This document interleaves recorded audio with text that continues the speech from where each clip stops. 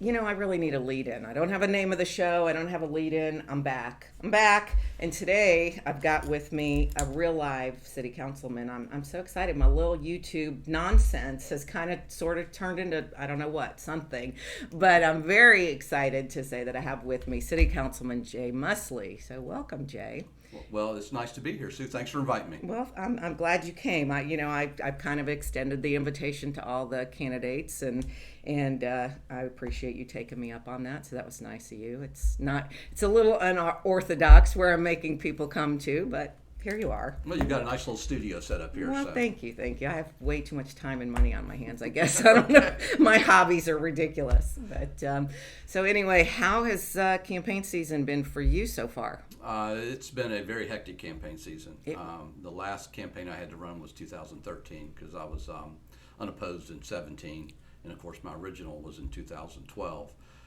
But been a lot more forums. There's been a lot more citizen involvement and voter involvement. So I think all that is a good thing. That's true. I wonder if it's just, I think it's got a lot to do with the mayor race is pulling out a lot more interest than normal council races have pulled. I think that has helped, but I also think it's national and state too. I think just people are wanting to be more plugged in to what their elected officials are doing. That's true. That's a good point. Well, you have two opponents in your race. You're running in the District 3 City Council race. Obviously, you're the incumbent, and you're running against Rusty Juergens, or they're running against you, Rusty Juergens and Ty Schlichter, and had Rusty in here yesterday. And, you and Rusty have actually had some nice conversations. You've been very cordial to each other, and we talked about how that's kind of the way it should be.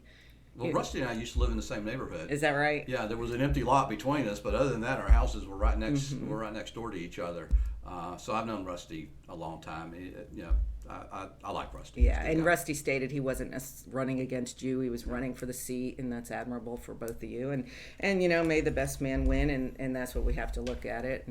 And I know it's tough. It's tough when your friends, that's a hard situation when friends run against you. I had my very close friend actually ended up running against me in my second term, and he was a month earlier. He was going to be my campaign manager. He just thought I was doing that great of a job, and the next thing you know, he's filed to run against me. I was like, "Wow, what a twist!" What happened? Yeah, something happened there.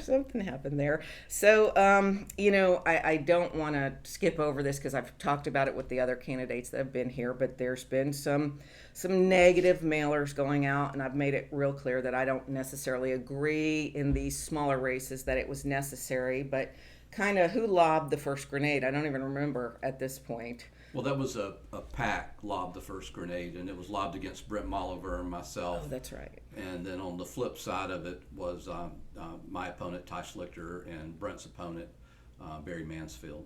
I chose not to retaliate. Mr. Molliver did, okay, and that last hit piece.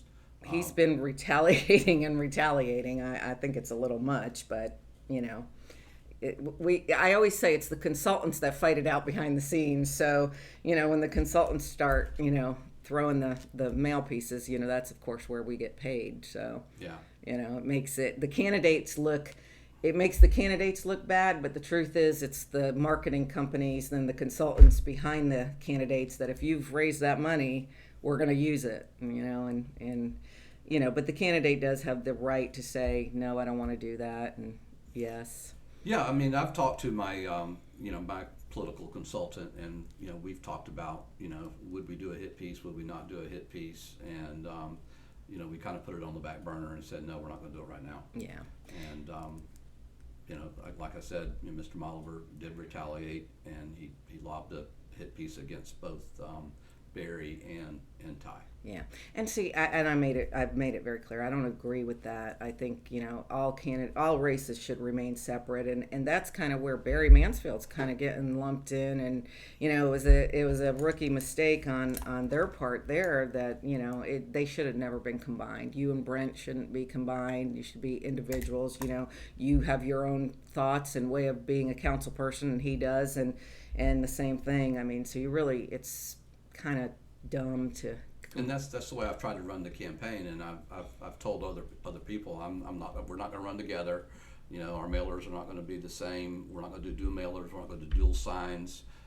Sometimes our signs will be closed because the same people support us. Right. Same thing with other candidates in the race.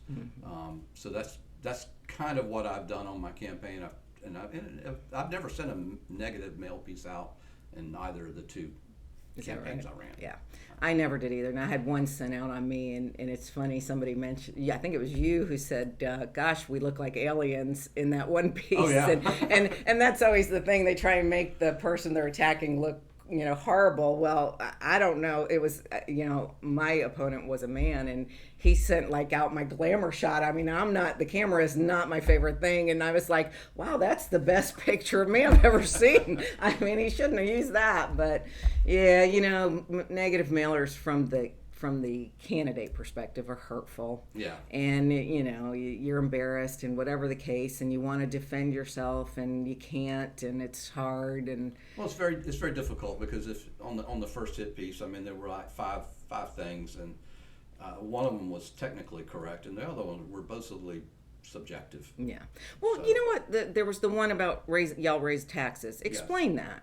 Because Sure. I couldn't explain it, and Sheila brought it up, and we were like, that's expected when you're in office. It's going to happen to everybody. Yeah, I mean, for the last 6 years, we've kept a flat millage rate, and the millage rate is is part of what increases taxes.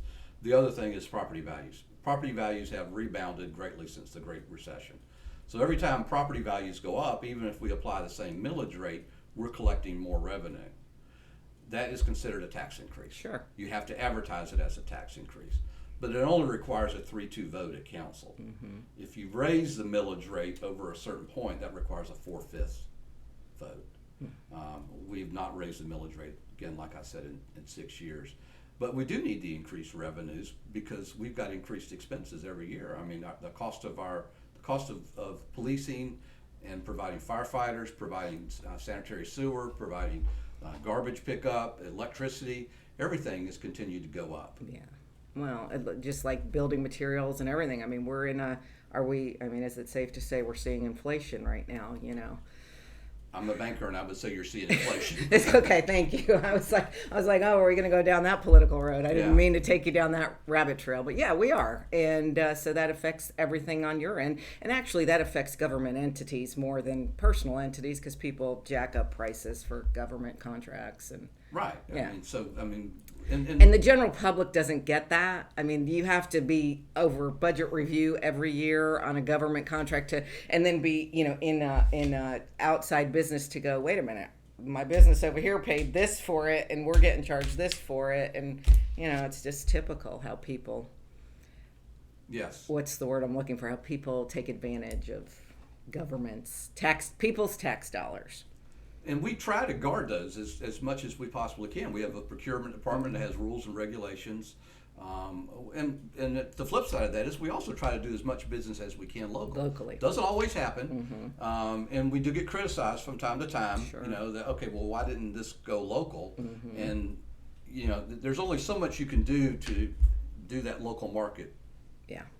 A lot of times. How many times have you put it out for local bid and not got any local vendors? Not got right. And I'll comment just about every time we're going over an agenda item. I said there was no local bidders. The nearest bidder was Orlando or Eustis or up in Jacksonville. Yeah, and people don't really understand that, but sometimes we don't have anybody local that can accommodate the project, or we do and they're too busy and they just don't have the manpower to do it. Yeah.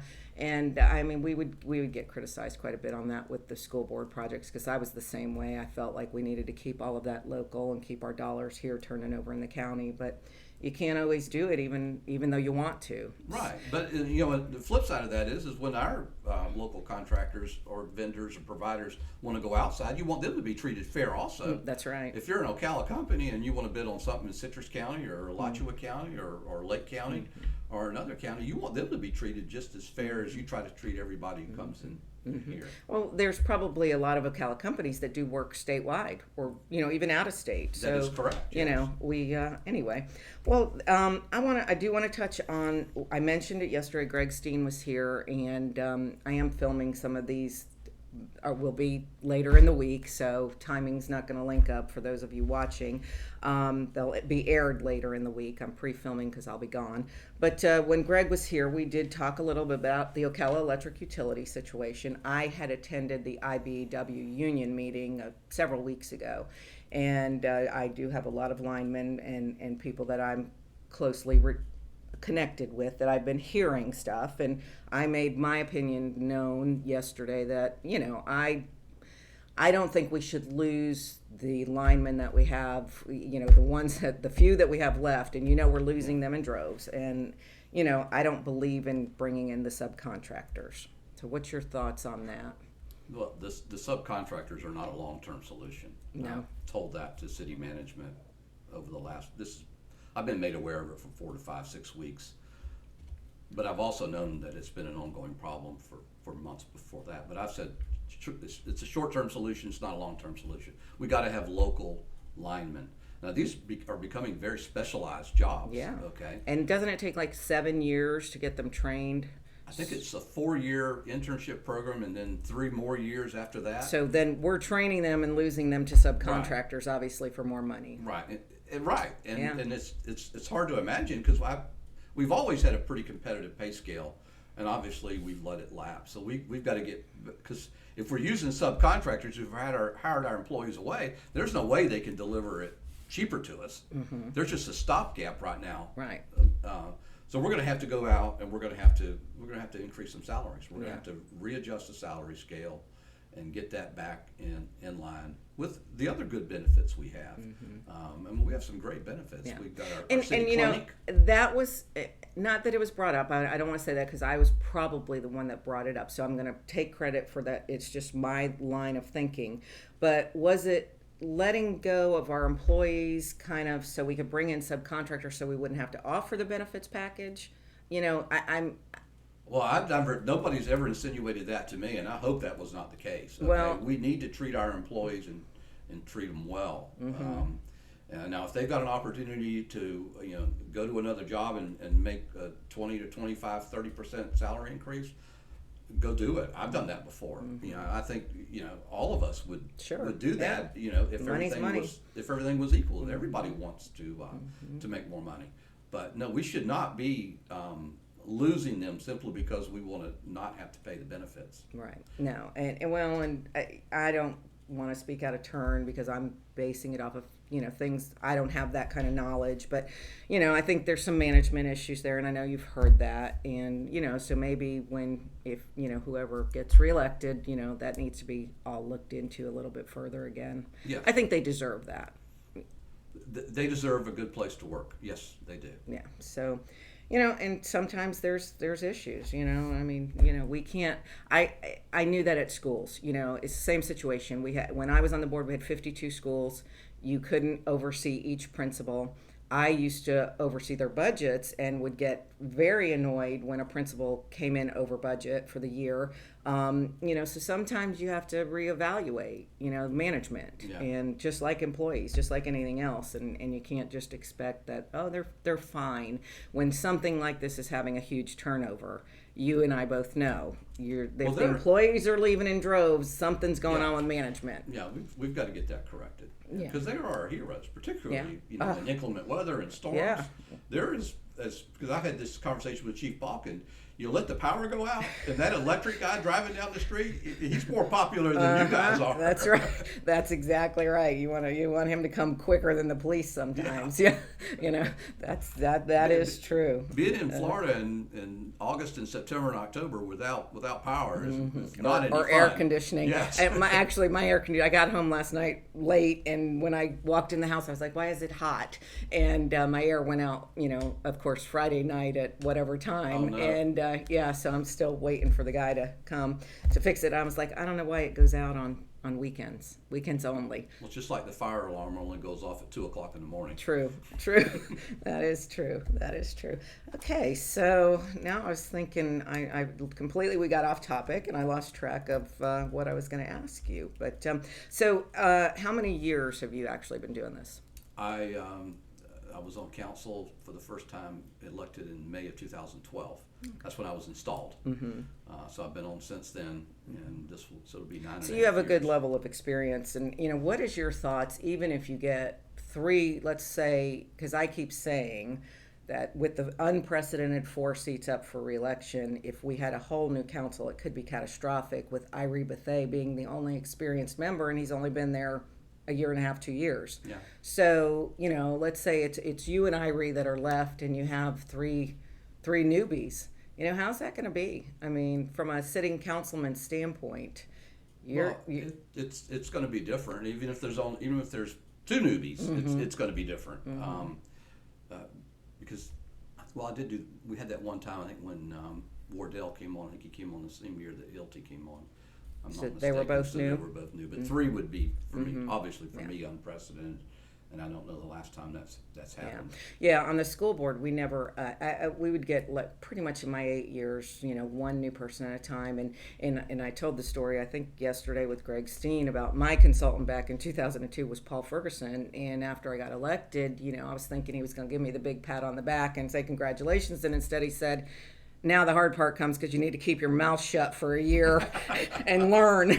And I was like, oh yeah, that's harder than you think. But I did, and I had a lot of learning. A lot of people don't understand the magnitude. They can campaign and say, I'm going to do this and I'm going to do that, and then you get in there and go, well, I want to do this and I want to do that, and staff goes, well, let me tell you what's going to happen when we do that. And yeah, because there's always unintended consequences, and sometimes when you're campaigning, you don't anticipate everything, right, and how it all interacts, and it all does interact eventually. Oh, absolutely, Trust me. absolutely, and you can have great ideas on the campaign trail, and you can't bring them to fruition for government regulated reasons. No, you can't. It's when the first, I remember the first couple of meetings when I was on council. It was kind of daunting. You're up there and everybody's looking at you, and they're and you're saying, okay, well, and nobody ever really prepares you for how the meeting goes and the meeting flows, and introducing ordinances. And we were introducing ordinances, and I'm just over there sitting, and somebody looks at me and said, would you like to introduce this, Mr. Musleh? Yeah, I'll introduce it. So you kind of learn these things. Well, it's kind of like Robert's Rules of Order, which not everybody knows Robert's Rules, and then they come into a political sector, and you're working in the Sunshine Law under Robert's Rules, and it's like making the motion and seconding it. So for the first year, the newbies usually, I'll second that. Yeah. I'll second that. They don't want to be the one to make the motion, and then when you're old hat, you're like, I'll move that, just for discussion. And right, because just because you make the motion doesn't mean you're supportive of it. And that's okay. It takes people a long time to get the confidence to understand that, because they're and I don't care who it is, and I don't care what they say. A new person elected is going to come in, and all they're going to be worried about is, I don't want to screw up because I want to get reelected. And that, it's just a natural phenomena. It is. And until you get seasoned enough to, remember why you're doing it. I'm doing this for the people. I'm doing it for the cause. I'm doing it for the city. I'm doing it for the right reasons. Some electeds never get that. They never get to that cause and remembering why they're doing it. Yeah, I had a very good friend of mine, a lawyer, we were discussing a case probably about 4 or 5 months ago, and he said, Jay, that ought to be really easy. How much do you make? I said, I make $200 a month for this. He said, for $200 a month, it ought to be an easy decision. And I said, you know what? That's right. It is correct. And that's the way I wish most people would approach it. We make a small amount of money. And you have, you get a lot of pressure. Y'all, not just you. Y'all get a lot of pressure. Well, we all all of our entities get a lot of pressure from different groups, different special interest groups, different socioeconomic groups, different quadrants of the city that are represented by groups. And you cannot please everybody in your decision. And it takes you a while to learn that. You think, okay, I can obviously please everybody, and about after the first or second meeting, you realize, the goal is 50% plus one, and you'd want to do, because you would think that everybody would want the same thing, but everybody does not want the same. That's thing. right. Everybody wants what's good for Ocala, or what's good for them. Right, but I tend to hopefully believe that everybody wants what's good for Ocala. Yeah. But It's good in their eyes. Take off your rose-colored glasses, because we know that's not the case. But No. and people forget that, and that's the one thing candidates don't realize when they're, I get very annoyed with the people. Oh God, I'm choking.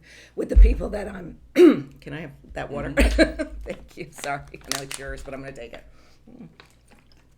I get very annoyed with people who are running that start the, I'm the best candidate and I'm going to win and I can do this and I can do that and I can do everything. And then they get up there and they're wishy-washy and they flip-flop. And it's like, wait a minute. You were so confident on the campaign trail. What happened? It's because your influencers will say, we need to do this. Why can't you do this? Mm-hmm. And then some groups, some perfectly well-meaning groups, mm-hmm. okay, will come and you say, well, why can't we do that? And then you remember, oh, we can't do that because of this. Mm-hmm. And it's just a lot of mixed emotions. It is sometimes. You just made a good term. Your influencers. Yeah. Your influencers, and in this town, and I've been doing this a long time, like you. We have a small core group of heavy hitter influencers, great people. They're run magnificent businesses. They're outstanding business people, and they do great charitable things for the community. But boy, when they decide who their candidates are, they start throwing money at them like it's water. And and you might be the candidate one year, and the next year, 2 years later, so. They ebb and flow as with the tide, and sometimes they get out of hand too. And I think, I know you don't want to say this, and I'm going to say it, but I think that's where a lot of these PAC mailers are coming from, the influencers in town with money. And I've made it clear on this show, sometimes they screw up. Sometimes they can screw up more races than just the race that they're targeting. Right. And that's the way I felt with that first conjoined mailer that went out. I mean, they really screwed up all four of y'all. That was very unfair. It was done by a PAC. It wasn't well thought out, and none of the four of you deserved that. So I'm sorry that happened. Hopefully, it won't happen again. But politics is dirty business, isn't it? It can be. Yes, it's. This was again first time I had a hit piece directed at me. So yeah. So tell me. But I got over it. Yeah, well, like I said, it stings for a little while and it's embarrassing, but you got to get to a point, and you've been in it long enough too, where you just get to a point where you don't care. It is what it is. Know in your heart you're doing what you believe is the right thing, and that's all you can do. And people are going to love you and hate you, and I've come to accept that. Sometimes they love to hate you. That's the story of my life. I always say that's why I keep getting some good views. Is all my haters. Yeah. I have a big, broad base, so they're not going to miss a trick waiting for me to screw up. But to tell me why you want to continue. You've been in it a long time, and tell me why. I'm at a stage in my life. The kids are grown. They're obviously out of the house. They're all got families of their own. And you haven't wanted to start your own TV show? No. Oh, that was just me? I got a face for radio, not for TV, okay? But I've done it, and I enjoy doing it. I'm at a stage in my career where I'm probably going to retire in a couple of years. So I want this to go 4 more years. That'll take me to 69. I think I've got a lot of good experience to offer the city. I've been through an awful lot. When we came in, we weren't really sure if we were out of the recession or not. It was 2012. We thought we were out, but we weren't quite positive. Still kind of shaky times. Yeah. Mm-hmm. So I'd like to see it through. Mm-hmm.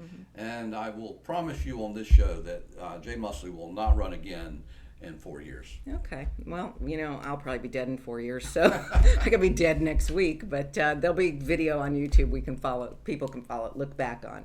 Well, before we finish up, and I've really enjoyed talking to you, and this is probably the longest conversation you and I have ever had, because we really weren't, I knew you, we knew each other from around, but we weren't, friends, so to speak. No, so it's been a good conversation. Yes, it has. And I'm actually going to ask a question that I don't know the answer to, but tell us tell me about what you do and your family and that kind of thing. Okay. And any volunteer stuff that you might do in town. Okay. I have been a commercial banker for 43 years. Right now I work for South State Bank, which was, it's followed in Gateway. Okay, on the Boulevard? On the Boulevard. Okay. I was the chief credit officer for Gateway Bank, and now I'm a senior vice president and credit administrator for South State. So I approve loans. Okay. I have been a member, basically a lifetime resident of Ocala. I've done a lot with various organizations. I worked with the MTI school for about 5 or 6 years. I was on their first advisory board. Okay. Mark, I should have known that. When Mark Vianello was there. Yeah, and I was on the school board. And I love Mark. Mark he's a great guy. He was a great He's guy. one of the finest. Did a great job with Love MTI. that. Yep. And I headed up their business and finance academy. Oh, okay. Yeah. I remember from a school board perspective, we thought that was the greatest thing because so many kids graduate and don't know how to write a check. Oh, I did. Yeah, and I agree. But they were teaching real life skills. Microsoft Excel, Microsoft Word, other Microsoft products that, if a kid wants to get out of high school and go to work somewhere, and he wants to work in an office environment, those are the skills you need. Okay, so they were offering certifications in that. So I worked with them closely for 6 years. Awesome. I've been in our Kiwanis Club, local Kiwanis Club, for 31 years, and am a past president. I've got 4 kids. Do you do the pancake breakfast? Yes, I do. On the parade day? Okay. Okay. Yes. I work the outside drive-through. Do you? I've learned throughout the years that's the best job to have, because you don't get pancake batter all over you. 27 years, I've never been able to go to one. I always hear about the pancake breakfast and that it's a big event, but I'm usually schlepping barricades on 25th Ave at 7 o'clock in the morning. So, well, maybe we can get some delivered to you. Deliver me a pancake. That would be nice. All right. Well, very good. And you have children? Yes, I have 4 children. Oh, 4. Okay. Yeah. Two from my wife and two from me. My 2 stepdaughters live in town in the city limits. Nice. Okay. With 5 of our 7 grandchildren. Oh, awesome. And then my son lives in Dade City with our 2 grandbabies down there, and my daughter and her husband live out in California. And your dad was Ray. My dad was Ray. My uncle is Victor, so Ray and Victor were brothers, along with Gus, who was the county prosecutor back in the early 60s. And of course, Judge Musleh was the chief circuit court judge for Marion County for a few years as well. I did know your dad, and of course your sister Jan was one of my very good friends, and which slays me how we never really knew each other. Yeah. But I knew your mom and dad, and they were lovely people. Yeah. Jan taught at 8th Street Elementary for years. 30 years, I think. Didn't she finish out as assistant principal, right? Yes, she did. Yeah. With Helen and Grayo. Yes. The best of the best. Helen Gray, one of the great Gator fans, too. Ever. She was, few people, well, it's not that few people remember Helen, but Helen was actually one of the people instrumental for me to run. She was the second person that I went and spoke to, and she said to me, she was funny, and you had to know Helen because she was a big lady, and she was kind of gruff, and, she sat across that desk, and she said, Sue, I like your opponent, I do, but I like you too, and whatever you need, I'm with you. I think you'll be pretty good, so I'm with you. Yeah. And that was like the blessing of all blessings to get Helen and Grayo. So she was a good lady. Yeah, she was. So, well, Jay, I enjoyed this. I hope you did. Thank you. I did very much. Well, thank you, and thank you for coming on. My very first ever city council person. I was going to say elected official, but I did have Jimmy Cowan, although I don't count him because he's my bowling buddy. So it's I don't count him as an elected official. He's just my pal, my bowler buddy. But thank you, Jay. And if you want to give the last to vote. Well, vote on September 21st. Thank you. Okay, good deal.